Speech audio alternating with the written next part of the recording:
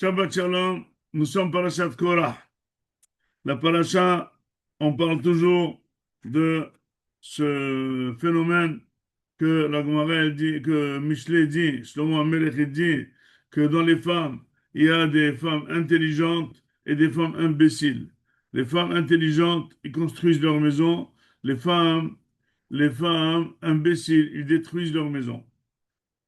En d'autres termes, tout le monde construit parce que pour détruire, il faut construire, mais seulement il y a des femmes qui construisent et continuent à construire, il y a des femmes qui construisent et ils arrivent à démolir.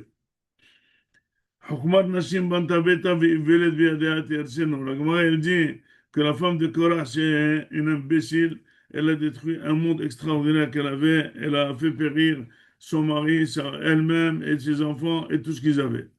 Par contre, la femme de On Ben Pellet, qui était une femme discrète et qui savait, qui n'a pas poussé son mari à aller à la manif, eh ben, il est resté tout seul, eh ben, il ne s'est pas associé à Korah, et Baruch Hashem, avec ça, il a été sauvé. Tout d'abord, nous allons expliquer un premier phénomène. C'est quoi Banta Beta? Vous savez que dans les Sheva Brachot, on dit qu'une femme, elle est Binyan Adead. C'est quoi Binyan Adead? C'est une construction à jamais. C'est quoi construire à jamais? Est-ce que c'est une construction très très dure qui ne bouge pas ou c'est une construction justement flexible? Alors on a expliqué que évidemment quelqu'un qui construit sa maison de manière très dure en béton, elle est cassable. Parce que par contre la maison de la personne doit être toujours en perpétuelle construction. Je m'explique. Que quand quelqu'un, imaginez-vous un jeune couple, il construit sa maison pour vivre en couple, en jeune couple. Dès qu'un enfant naît, s'il ne se construit pas différemment, ça va se casser. Un deuxième enfant, ça va se casser. Un manque d'argent, ça va se casser. Un manque de travail, ça va se casser. Sa merci ici, son personnel, ça va se casser. Le mari au chômage, ça va se casser. Un des choses est malade, ça va. On prend de l'âge, c'est une chose. On vieillit, c'est autre chose. Alors, c'est quoi? Comment on peut être marié toujours? Eh bien, toujours, on se construit pour s'adapter à la nouvelle situation. Par contre, celui qui construit sa maison de manière rigide, je mange comme ça, je dors comme ça, ma femme elle fait comme ça, etc., etc. Dès que ça bouge, tout s'écroule, ça tombe. Donc la maison, c'est la fin de construction. Hazal, on dit encore autre chose. Que Hokmot Nashim Banta Beta, que la maison elle appartient à la femme, ils ont mis toute la responsabilité sur la femme. C'est positif, c'est sa maison, mais c'est négatif parce que finalement tout repose sur elle. La maison, elle est à elle. Donc le mari n'y est plus rien. Nous, avant, on mettait les maisons dans les contrats sur le nom du mari. Après, maintenant, on fait mix. Mais jamais on a vu le contrat de la maison sur le nom de la femme. Hazal, ils ont dit depuis des millénaires que la maison, elle appartient entièrement à la femme. C'est pour ça que Rabbi a dit, j'ai appelé, Rabbi aussi, j'ai jamais appelé ma femme, et là, ma femme, c'est ma maison. C'est elle qui tient toute la maison. Maintenant, pour expliquer c'est quoi, c'est quoi cet imbécile? C'est que la femme, finalement, quand elle n'est pas bien dans sa peau, elle pousse son mari à faire des choses. Et finalement, la femme de Korah, elle l'a rendu fou. Elle l'a mis en milhama, en guerre directement avec Moshe Rabbeinu. Quelque chose de très très dangereux, qui sait qu'il peut avoir. Imaginez-vous que même si Moshe Rabbeinu n'avait pas parlé avec Akadosh Baruch Hu, d'accord? Mais ça n'empêche que c'est quelqu'un qui est là, c'est lui qui dirige le tout. Comment elle a pensé que Korah va le casser? Et ben voilà. Au début, Moshe Rabbeinu, on dirait que personne n'était avec lui dans le combat, mais à la fin, tout le monde était contre Korah et tout a péri. Or, finalement, comment on peut savoir est-ce qu'on est marié à une femme de Korah ou une femme de On Ben Pellet?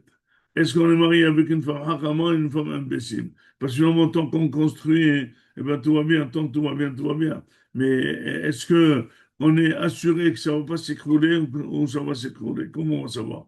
Eh ben, il faut savoir que le mari, il dirige sa maison, il est dirigé par sa femme. Oui, d'accord. Mais ça, comment il va comprendre? Parce que tout le monde pense qu'il dirige, il dit son mot, elle dit son mot, on s'arrange. Mais comment on va savoir est-ce qu'on est marié avec une femme qui nous dirige on la dirige. Parce que chaque fois, on dit notre idée. Parfois, ça passe la nôtre, parfois, son idée passe. C'est comme ça qu'on vit en couple tous. Donc, comment on peut s'assurer que on n'est pas entre les mains d'une femme que d'un jour au lendemain, elle va tout faire écrouler? Ben, sachez, Rabotai, il y a un principe fondamental dans Hazal, que celui qui fait le kavod à l'autre, l'autre lui rend le kavod. Celui qui fait le kavod à l'autre, c'est lui le mechoubad. Et l'autre lui rend le kavod. Il y a dans des couples deux styles de couple. Il y a des couples que le mari, il est émetteur de kavod et il reçoit une réponse. Il y a des couples où le mari, c'est très dur pour lui de faire le kavod à sa femme, que d'abord elle lui fasse du kavod, qu'elle se comporte comme il faut, qu'elle s'habille comme il faut, qu'elle prépare comme il faut, qu'elle tient la maison comme il faut, et après, il rend le kavod. En d'autres termes, d'un autre côté aussi, parfois la femme, puisqu'elle a toujours envie du kavod de sa femme, la femme peut lui faire le chantage. Je ne fais le ménage que si, on est ensemble que si, on fait ça, que des contacts. Donc finalement, il faut savoir dans une maison, est-ce que c'est toi qui dirige ou c'est la femme qui dirige? Comment je peux diriger? Tout simplement, ne pas avoir soif du caveau de ta femme. C'est toi qui dois toujours faire le caveau dans l'autre. La femme, elle doit être toujours en position de rendre le caveau dans son mari. Ça, c'est dominer la femme. La dominer en étant un émetteur de caveau. La femme, elle est tellement couverte de caveau, elle n'a besoin de rien, elle ne peut même pas émettre son avis.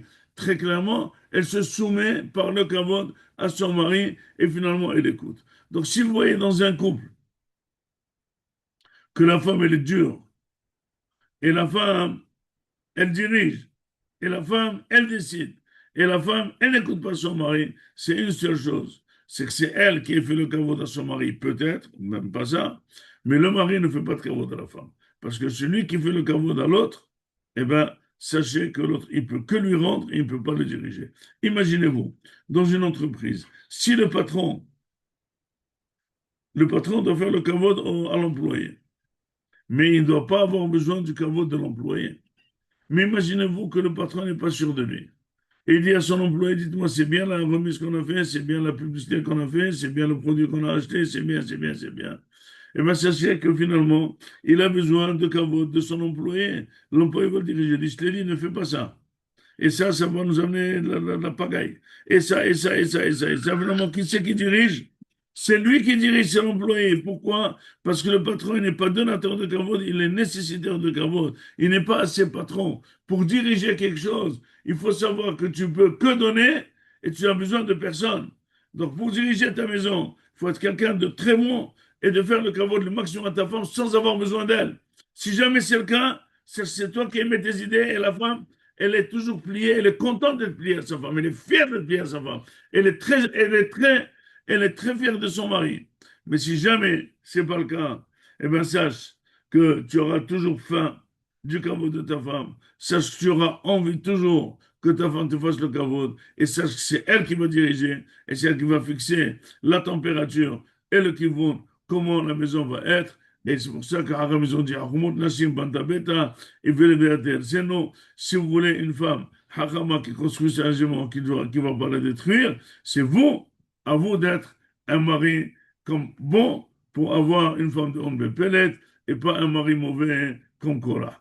Il faut donner le kavod et avec ça être sûr que c'est ta hashkafa, c'est tes idées et la femme ne va pas détruire une construction entière. Shabbat Shalom Mevorach.